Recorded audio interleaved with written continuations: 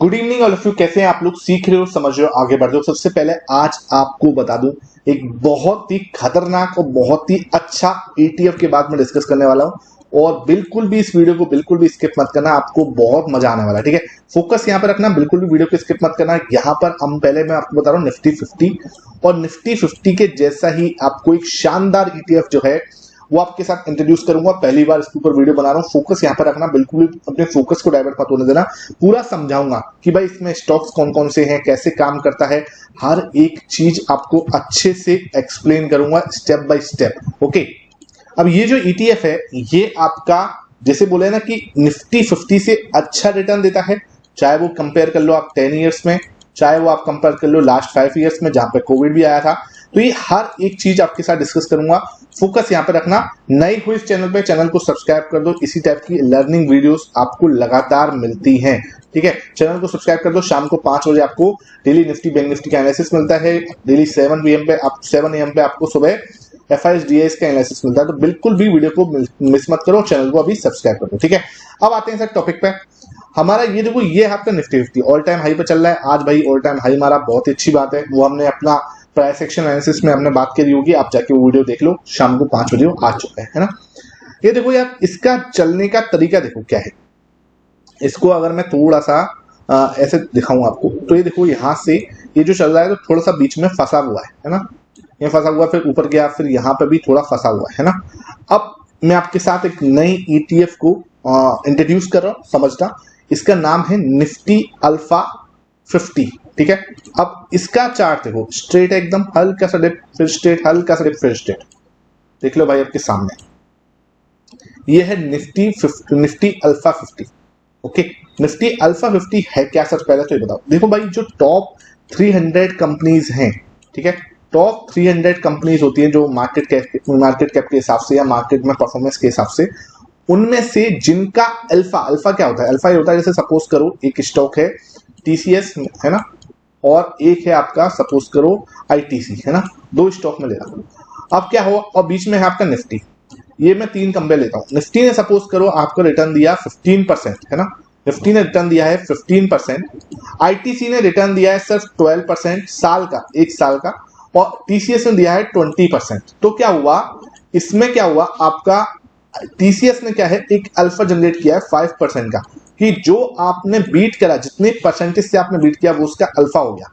ठीक है, इसने क्या इसको बीट ही नहीं किया तो वो अल्फा है ही नहीं। अगर मान के चलो कोई दूसरा सपोज करो टाइटन है, टाइटन ने क्या करा, साल में 30% रिटर्न दिया, तो उसने क्या करा, उसका अल्फा क्या है, वो है आपका कितना हो गया, लगभग 15% का अल्फा निकल के आ रहा है उसका। तो अल्फा मतलब जो भी स्टॉक जो है वो निफ्टी को बीट करते हैं रिटर्न वाइज। ठीक है, रिटर्न वाइज वो क्या है, अपने निफ्टी को बीट कर रहे हैं। तो आई होप आपको अल्फा का मतलब समझ में आ रहा है कि ये जो बीच में अल्फा है इसका मतलब क्या है। तो भाई हमें क्या करना है, हमें तो कुछ नहीं करना। मैं आपको बताऊं इस ETF का काम क्या है, कि टॉप 300 जो स्टॉक्स हैं, ठीक है, टॉप 300 जो स्टॉक्स हैं उनमें से जो भी निफ्टी 50 को, ठीक है, जो टॉप 50 कंपनीज है इनमें से जो क्या है आपका अल्फा प्रोड्यूस करती है, अल्फा बनाती है, मतलब कि जो निफ्टी 50 के रिटर्न्स को बीट करते हैं जो स्टॉक्स, उनको टॉप स्टॉक्स, उनको इसके अंदर रखा जाता है।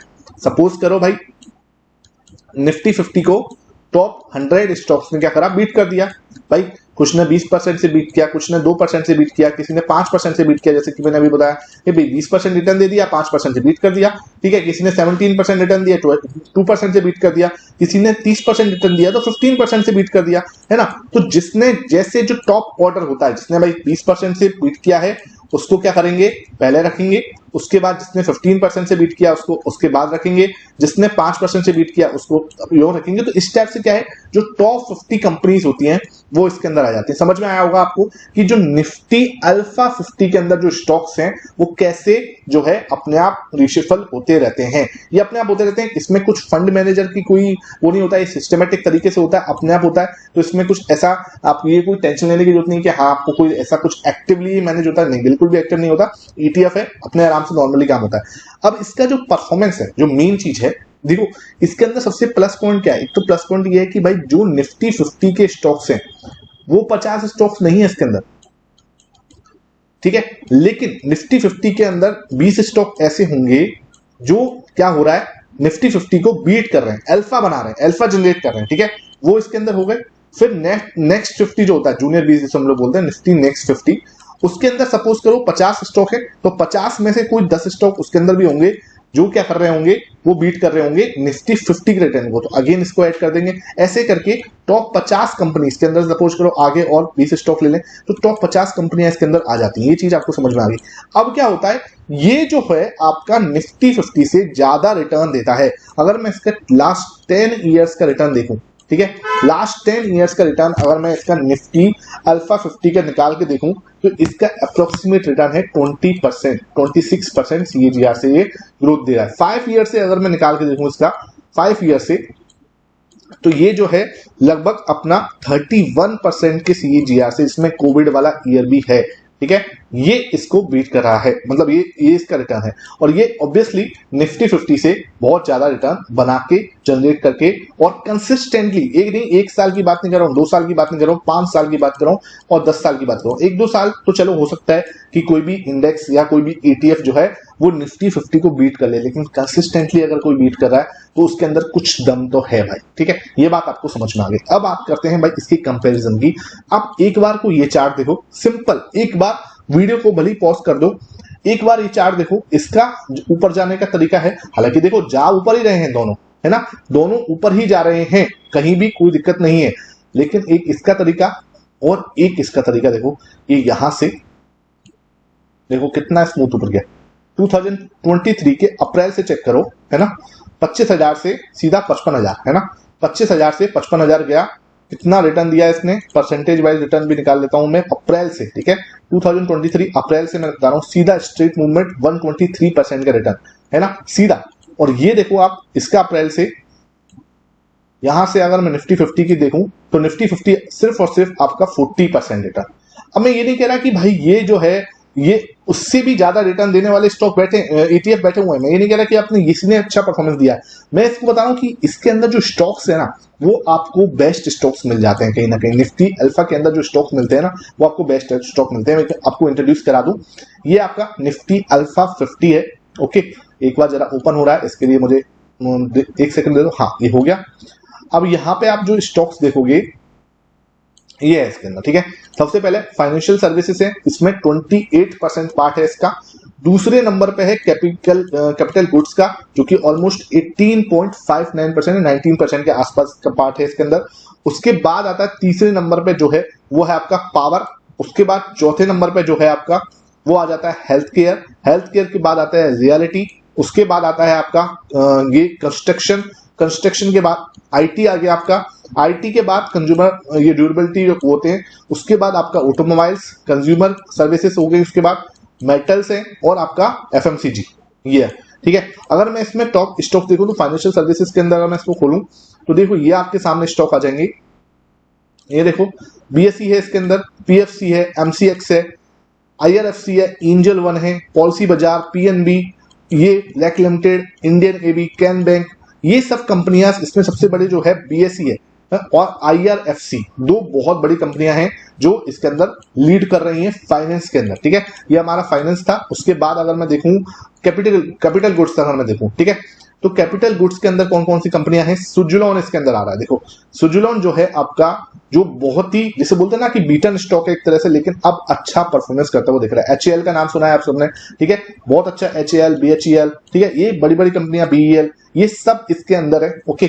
अगर मैं इसको रियलिटी के अंदर चेक करूं, रियलिटी में क्या क्या है, तो रियलिटी के अंदर आपका प्रेस्टीज है, लोधा और DLF दोनों है, तीनों है इसके अंदर। हेल्थ केयर की अगर बात करूं तो हेल्थ केयर में 4 स्टॉक्स हैं इसके अंदर, जो आपका ल्यूपिन आ जाता है, ग्लेनमार्क, ओरोफार्मा और आपका GDS लाइफ, ओके। उसके बाद आता है आपका IT। अगर मैं IT में चेक करना चाहूं तो IT में क्या है, IT में देखो इसके अंदर आपका बीसॉफ्ट आ जाएगा, OFSS है और साइएंट है और KPIT टेक, ठीक है। बहुत बड़ी जाइंट कंपनियां नहीं है, ये कोई बड़ी कंपनी नहीं है, TCS, इन्फोसिस नहीं है, बहुत ही नॉर्मल छोटी कंपनियां हैं इसके अंदर, ठीक है।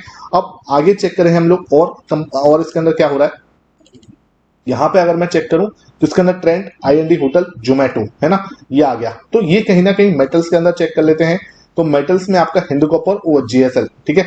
ऑटोमोबाइल में चेक कर लेते हैं, तो ऑटोमोबाइल में आपका बजाज ऑटो है, TVS मोटर है, ठीक है, बजाज ऑटो है, TVS मोटर है और अपोलो टायर है, तो और एफएमसीजी में अगर चेक करें तो एफएमसीजी भी देख लेते हैं, कंज्यूमर गुड्स में चेक कर लो एक बार, तो कंज्यूमर गुड्स में आपका डिक्सन आ गया और ये आपका, ठीक है। तो ये सब आपके स्टॉक्स हैं, इसके अंदर आपने देखा टॉप 50 स्टॉक्स हैं, कहीं भी कोई भी इसके अंदर आपको डाउट नहीं होना चाहिए। मैंने स्टॉक्स आपको दिखा दिए, सारे 50 स्टॉक्स जो है आपने लगभग इसके अंदर देख लिए होंगे।